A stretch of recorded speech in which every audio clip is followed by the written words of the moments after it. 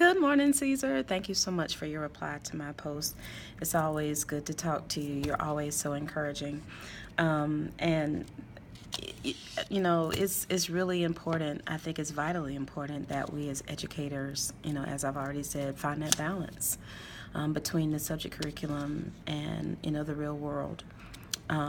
Because whether we want these children to be exposed to certain things or not, they're going to be. They're going to see it when they watch television. They're going to hear it when they listen to the radio.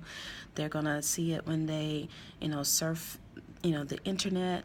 And so I think that as teachers, as good facilitators of learning, it's best if we help to direct their focus in ways so that when they are seeing and hearing these certain things, they'll know how to appropriately deal with it.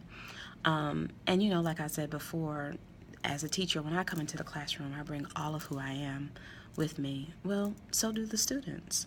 If a child is hungry, if a child is homeless, or if they're in a family where mom and dad might be fighting or might not be getting along, or if they live in a neighborhood that is heavily impacted by crime, they bring all of those concerns with them every day into the classroom.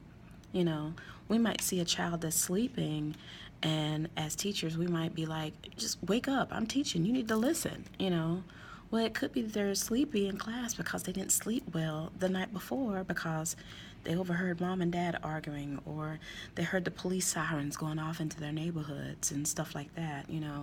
I think we just have to be sensitive and compassionate. And, like I said before, not necessarily trying to tell the kids what they should think or feel or believe, but how to appropriately think about certain things and how to appropriately handle feelings and emotions and that sort of thing. So I just think it's important.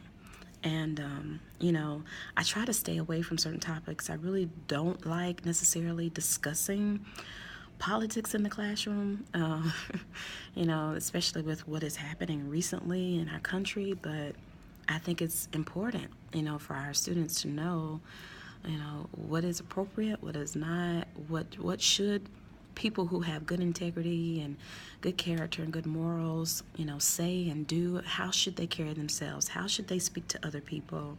What impact should we have on others? And if you don't say a word to anyone, what impact or what thoughts will they be left with after you leave?